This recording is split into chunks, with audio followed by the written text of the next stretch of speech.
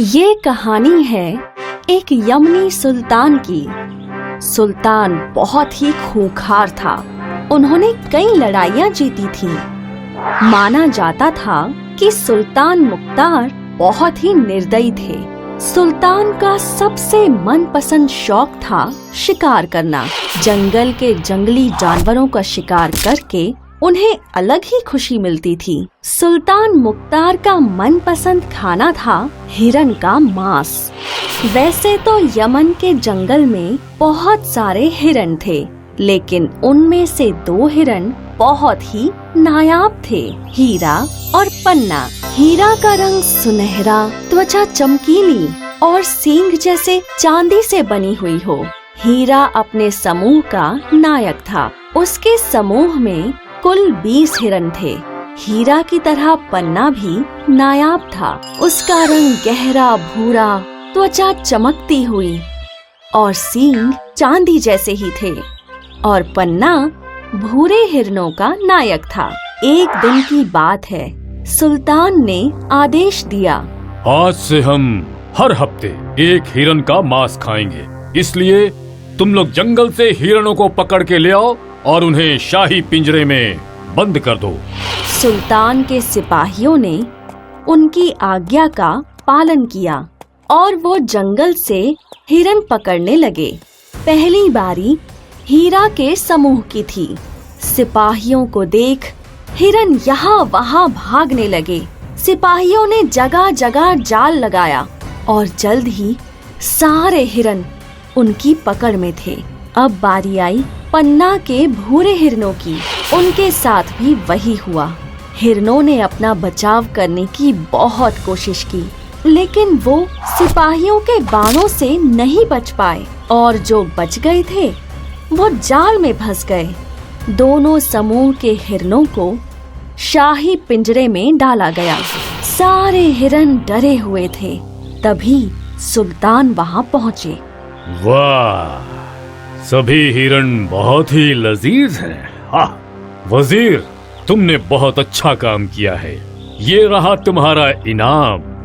सुल्तान का ध्यान हीरा और पन्ना पर गया। वो दोनों हिरन बहुत ही खूबसूरत हैं। हम उन दोनों हिरणों को नहीं खाएंगे, ना ही उन्हें कोई और खा सकता है। वो यहीं हमारे पास रहेंगे और बाकी हिरणों में से हर हफ्ते हम एक हिरन का गोश्त खाएंगे। ऐसा बोल सुल्तान वहाँ से चला गया। अब हिरन चिंतित हो गए। ये दुष्ट सुल्तान तो हम सबको खा जाएगा। कुछ ही महीनों में हम में से कोई भी नहीं बचेगा। नहीं, वो हीरा और पन्ना को नहीं खाएगा। उसने अभी अभी बोला है। ऐसे दुष्ट इंसान की बातों पर विश्वास नहीं करना चाहिए। कल अगर उसका मन करे तो वो हम दोनों को भी खा जाएगा। सही बोल रहे हो भाई। मेरा एक सुझाव है। बोलो।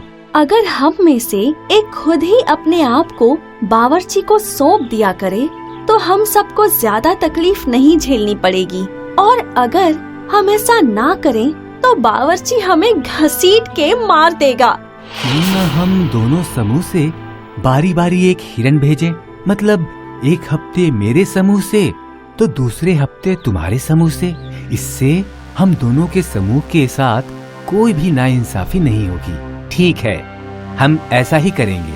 सभी हिरनों ने ये बात मान ली और जैसे हिरनों ने निर्णय लिया था, हर हफ्ते एक हिरन अपने आप अपना सिर शाही बावर्ची के लकड़ी के खूंटे पे रख दिया करता।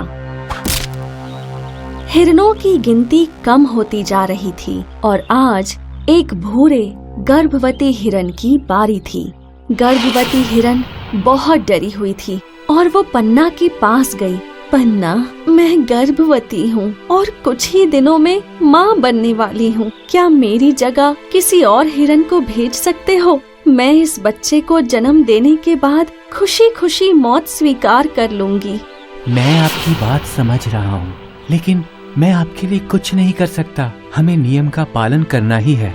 माफ कीजिए। निराश गर्भवती हिरन अब हीरा के पास गई। वो हीरा को कुछ बोलने ही वाली थी। क्या आज आपकी बारी है? हाँ, लेकिन आप तो गर्भवती हैं। और मैं चाहती हूँ कि मैं अपने बच्चे को जन्म दूं और उसके बाद मैं खुशी खुशी मौत स्वीकारने को राजी हूँ। आप अपने बच्चे को जरूर जन्म देंगी। आज आपके बदले मैं सुल्तान का भोजन बनूंगा। हीरा ने खुद अपना सिर बावर्ची की लकड़ी के खूंटे पे रख दिया। ये देख सारे हिरन हैरान थे। शाही बावर्ची वहाँ आया और उसने हीरा को उस खूंटे पे देखा। शाही बावर्ची सुल्तान को ये बात बताने के लिए गया। सुल्तान ये सुनकर चौंक गए और वो खुद शाही पिंजरे में पहुँचे। क्या तुम्हें पता नहीं कि मैंने तुम्हारी जान बख्श दी थी?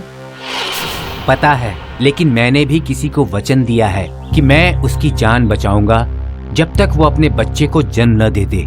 ओह सुल्तान, तुम्हें तो सिर्फ मांस से मतलब है, तो वो उस हिरन का हो या मेरा, तुम्हें क्या? तुम्हें ये सब नहीं सोचना चाहिए। तुम्हें मांस चाहिए और मैं हाजिर हूँ। मुझे मारो और मांस खा लो। सुल्तान ने उस गर्भवती हिरन की ओर देखा और फिर हीरा की ओर, जो खुद मरने के लिए तैयार था। बहुत खूब, मरहबा।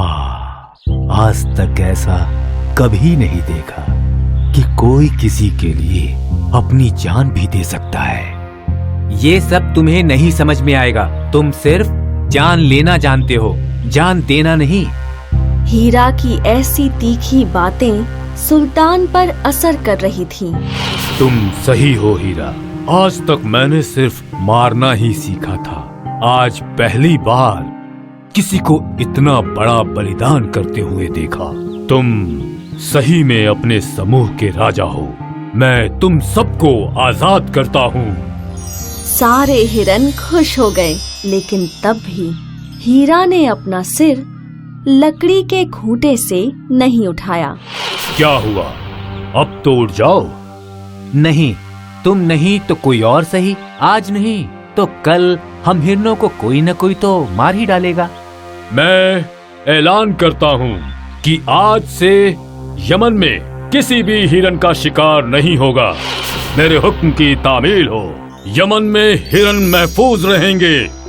ये सुन सारे हिरन खुशी से कूद पड़े और अब हीरा ने भी अपना सिर उठा लिया। इस कहानी से हमें ये सीख मिलती है कि साहस और दिलेरी से हम अपना भविष्य बदल सकते हैं, जैसे हीरा ने बदला। हाय, मैं हूँ शाइनी। अगर आप मुझे ऐसे ही देखना चाहते हैं तो इस वीडियो को जरूर शेयर करें और हाँ, इस चैनल को भी सब्सक्राइब करना ना भूलें